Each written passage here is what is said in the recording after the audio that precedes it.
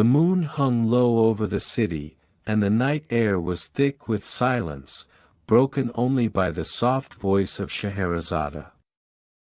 King Shahryar leaned forward in his seat, captivated. And so, Scheherazade began her next tale. O king, the world holds strange wonders, and fate often weaves its threads in sorrow and magic alike.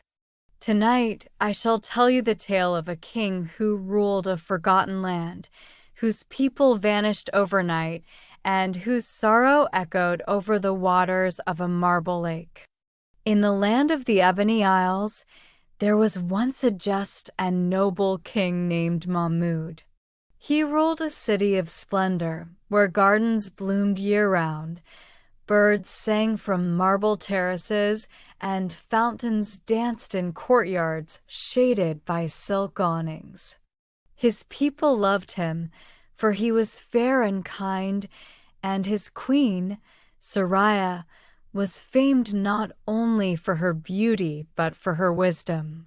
But beneath their palace of gold, there lurked a shadow, a secret that Mahmud did not know. For Soraya, though loving in word and smile, had grown weary of the king's attention. Her heart strayed, and not to a mortal man. In the dark of night, while the king slept, Soraya would descend to the ancient baths beneath the palace, where she consorted with a sorcerer man of forbidden power and twisted desires. His name was Ghulam, and with each meeting he drew Soraya deeper into his enchantments. One night, Mahmud followed her, disturbed by her coldness. He discovered her in the arms of the sorcerer, beneath the blue tiles of the palace baths. His heart shattered. He cried out, and Soraya, startled, screamed. Ghulam turned to face the king, and with a word of power and a wave of his hand, struck Mahmud down not with death, but with a curse. "You shall live," the sorcerer said, his voice echoing, but in grief and silence. "You shall see your kingdom fall and be unable to stop it. Your voice shall not carry, your strength shall not rise, your tears shall be your only weapon." And with that, Mahmud fell, and all around him changed. In an instant, the bustling city turned to stone. The people, the palace, the animals, even the trees were frozen into statues of white marble. The rivers stilled. The laughter ceased. Soraya, too, was turned, her final breath captured in alabaster. Only Mahmud remained, cursed and unable to speak or act, forced to witness the ruin of all he loved. Centuries passed, but Mahmud did not age. He lived alone among the statues, wandering the silent halls, brushing dust from the faces of his once living people. Each day he walked the edge of the great marble lake that had once been a river through the city. Each night he watched the stars in stillness. Then, one day, a young prince named Ali, the prince of a nearby city, arrived at the lake.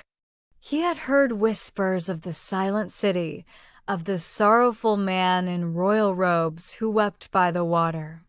When Prince Ali saw the king and spoke to him, Mahmud could only shake his head and gesture. But Ali was kind and clever. He stayed, and slowly, through signs and gestures, he came to understand Mahmud's story. He vowed to break the curse. Ali journeyed deep into the ruined temples of old sages. There, he uncovered the legend of the Mirror of Unmaking, a magical object that could reverse any enchantment, but only if wielded with love, courage, and without self-interest. Ali fought beasts, crossed deserts, and climbed mountains to retrieve the mirror. At last, he returned to the lake, stood before King Mahmud, and raised the mirror high. The wind howled. The statues trembled. The lake began to ripple. One by one, the marble figures breathed again. Children cried. Old men stretched. The trees rustled. Birds took flight. Soraya herself awoke, but not in joy, for the mirror had not only unmade the enchantment, it had revealed her heart.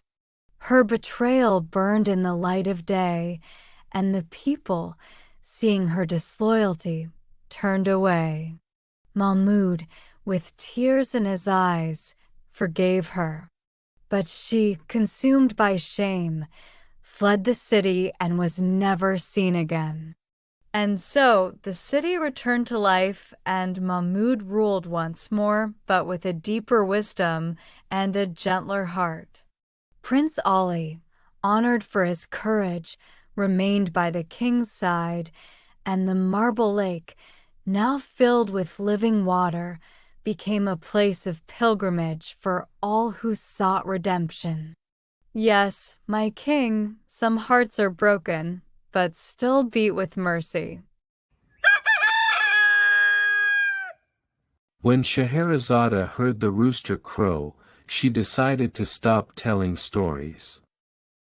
Shahryar smiled and realized that Scheherazade would not tell any more. Of course, he had a new date the next night to continue enjoying the stories of his beautiful wife, Scheherazade. King Shahryar stared into the distance, moved by the sorrow and nobility of King Mahmud's fate. Such forgiveness, after betrayal, he said quietly.